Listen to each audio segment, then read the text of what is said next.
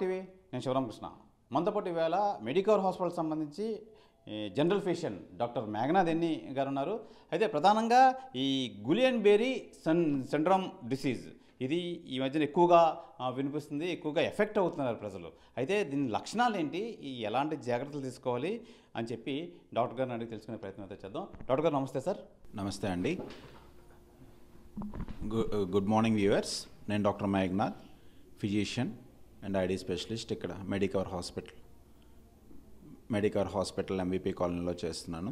So ఈరోజు మనకి శివరామకృష్ణ గారు అడిగినట్టు గులియన్ బెర్రీ సిండ్రోమ్ అంటామండి దీనికి. సో శివరామకృష్ణ గారు చెప్పినట్టు గులియన్ బెర్రీ సిండ్రోమ్ అంటాం. సో దాని యొక్క లక్షణాలు, సో ఎటువంటి ట్రీట్మెంట్ ఆప్షన్స్ ఉన్నాయి, సో ఎలా మనం ప్రివెంట్ చేయొచ్చు ఒకసారి తెలుసుకుందాం. డాక్టర్ గారు, అసలు ఈ డిసీజ్ అంటే ఏంటి, అసలు ప్రజలకు ఎవరికి తెలియదు, అసలు ఏంటి డిసీజ్ అంటే ఏంటి అసలు? సో గులియన్ బెర్రీ సిండ్రోమ్ అనేది చాలా రోజుల నుంచి ఉందండి, బట్ కొంచెం అరుదైన వ్యాధి. ఓకే, ఎక్కువ న్యూరోఫిజిషియన్స్, న్యూరాలజిస్ట్స్ వాళ్ళు చూస్తూ ఉంటారు.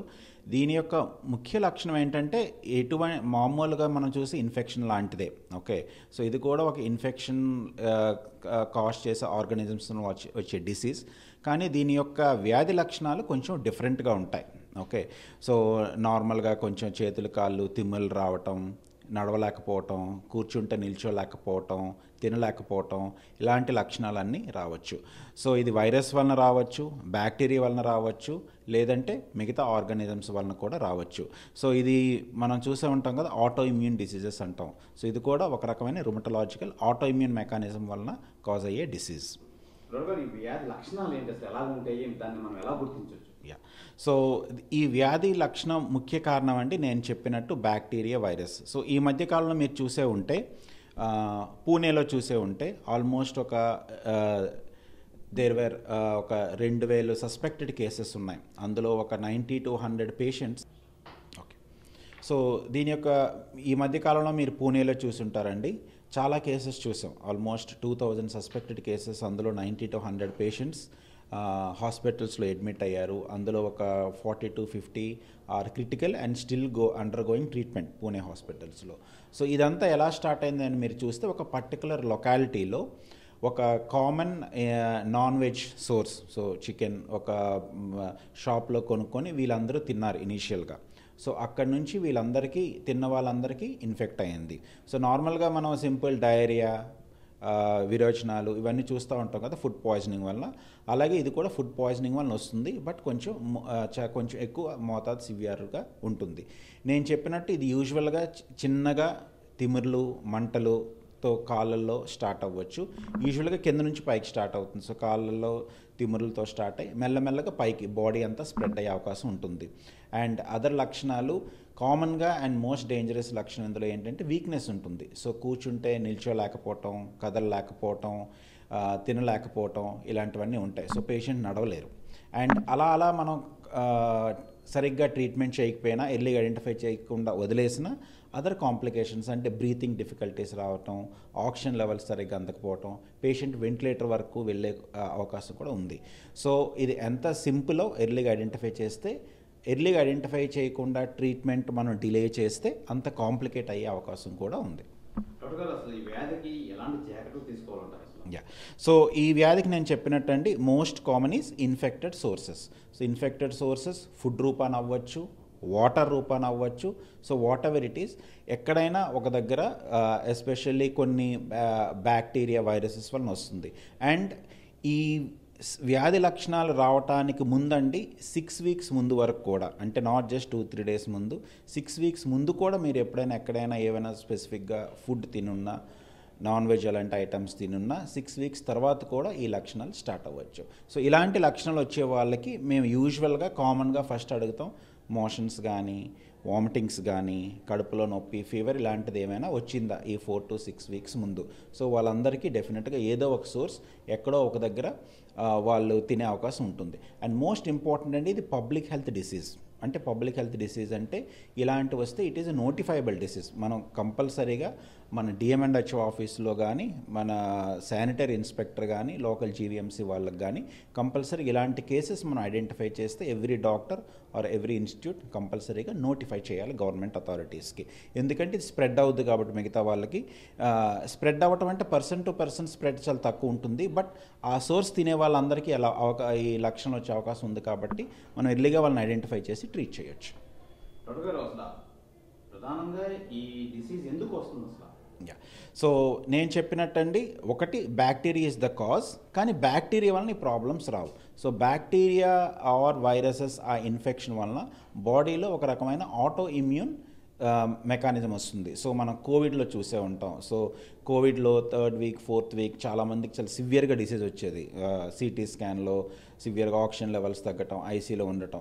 సో అదంతా ఆటోఇమ్యూన్ మెకానిజం. సో ఇది ఏమవుతుందంటే మన బాడీ మీదే మన body will fight with our own body. So మన బాడీ యొక్క నర్వస్ సిస్టమ్ మీద ఫైట్ చేస్తుంది ఇది.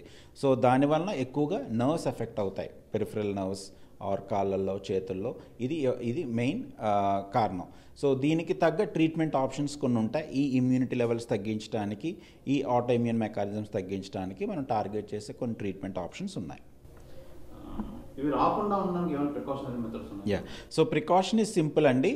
సో ఎప్పుడైనా మనం ఈ always hygienic food sources, food handling చాలా ఇంపార్టెంట్ అండి, especially non veg vendors. So non veg sale చేసే వాళ్ళ దగ్గర ఫుడ్ హ్యాండ్లింగ్ చాలా ఇంపార్టెంట్. గవర్నమెంట్ దానికి తగ్గ రెగ్యులేషన్స్ తీసుకోవాలి. అండ్ బయర్స్గా మనం కూడా కస్టమర్స్గా ప్రాపర్ ఫుడ్ హ్యాండ్లింగ్ ఉండే ప్లేసెస్ దగ్గర నుంచే ఫుడ్ కొనుక్కొని దాన్ని కూడా చక్కగా బాయిల్ చేసి వాష్ చేసి, అండ్ మోస్ట్ కామన్గా ఇంకోటి మనం చూసే ఉంటాం, ఎప్పుడైనా మనం మార్కెట్కి వెళ్ళాం అనుకోండి, vegetarian sources, non vegetarian sources ఎప్పుడు 2 సపరేట్గా ప్యాక్ చేసుకోవాలి.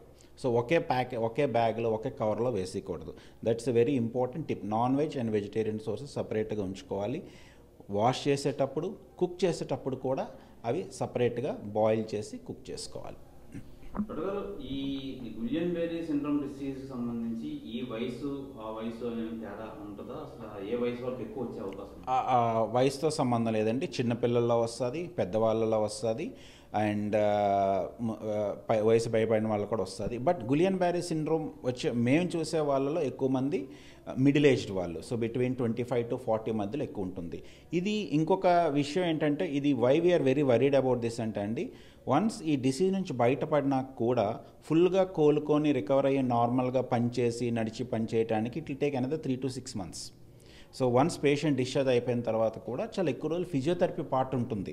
సో ఒక ట్రీట్మెంట్ ఒక పార్ట్, తర్వాత ఇంటికి వెళ్ళాక ఫిజియోథెరపీ కూడా చాలా ఇంకో పార్ట్. సో 3 to 6 months చాలా ఓపిక్గా డైలీ చాలా సిన్సియర్గా ఫిజియోథెరపీ కూడా చేసుకోవాలి. సో ఆల్ దిస్ ఓవరాల్గా it's very burden for the patient కూడా. అందుకే గవర్నమెంట్ కూడా ఇలాంటి డిసీజెస్ వచ్చేటప్పుడు గవర్నమెంట్ కూడా సాయం చేయడానికి ముందుకు వస్తూ ఉంటారు. డాక్టర్ గారు, ఈ డిసీజ్ బారిన పడకుండా ప్రజలకు ఎలాంటి సూచనలు ఇస్తారు? సో నేను చెప్పినట్టండి, హైజీనిక్ ఫుడ్ ఉండే దగ్గరే కొనుక్కొని, అండ్ దాన్ని తయారు చేసే విధానంలో కూడా చక్కగా తరోగా వాష్ చేసుకొని, అండ్ ప్రాపర్గా హ్యాండ్లింగ్ చేసుకొని, అండ్ ఇటువంటి లక్షణాలు ఏమైనా ఉంటే, సో ఇప్పుడు ఈ సిమ్టమ్స్ ఎక్కువ ఉంటున్నాయి కాబట్టి ఇటువంటి లక్షణాలు ఏమైనా అనిపిస్తే మీకు చేతుల్లో కాళ్ళల్లో తిమ్ముర్లు వచ్చినట్టు కానీ, లేదా బాగా వీక్నెస్ అనిపించినా కానీ, క్రాంప్స్ అలాంటివి ఏమైనా వచ్చినా కానీ తక్షణమే మీ దగ్గరలో ఉండే డాక్టర్ని సంప్రదించండి. దీనికి అసలు మెడికేషన్ కానీ ఏమైనా ఉన్నాయి సార్? సో డెఫినెట్గా ట్రీట్మెంట్ ఆప్షన్స్ ఉన్నాయండి, but more or less it is a supportive treatment. అంటే ఒకవేళ బ్రీతింగ్ డిఫికల్టీస్ ఉంటే ఆక్సిజన్ వెంటిలేటర్ పెట్టాల్సిన అవసరం రావచ్చు. అండ్ నేను చెప్పినట్టు డిశ్చార్జ్ అయిన తర్వాత ఫిజియోథెరపీ రోల్ చాలా ఎక్కువ ఉంటుందండి. యాంటీబయాటిక్స్ అవన్నీ యూజువల్గా ఎక్కువ రోల్ ఉండవు, బట్ కొన్ని ఇమ్యూనిటీకి సంబంధించిన కొన్ని ట్రీట్మెంట్ ఆప్షన్స్ ఉంటాయి. స్టెరాయిడ్స్ లాంటివి అవ్వచ్చు, లేదా ఐవీఐజీ లాంటివి అవ్వచ్చు. ఇవన్నీ చాలా ఎక్స్పెన్సివ్ థెరపీస్ అండి. Case to case basis, if at all it is required, మేము చూసి we'll take a call. Doctor గారు, థ్యాంక్ యూ. చాలా వాల్యుబుల్ సజెషన్స్ అయితే ఇచ్చారు. Thank you. ఇది ప్రధానంగా ఇప్పుడు ప్రజెంట్ ఈ గులియన్ బెర్రీ సిండ్రోమ్ డిసీజ్, దీని బారిన పడకుండా ఎలాంటి జాగ్రత్తలు తీసుకోవాలని చెప్పి డాక్టర్ మేఘనాథ్ ఎన్ని, general physician medical hospital doctor గారు చాలా మంచి సలహాలు ఇచ్చారు. మరిన్ని హెల్త్ అప్డేట్ కోసం చూస్తుండండి ఆర్టీవీ.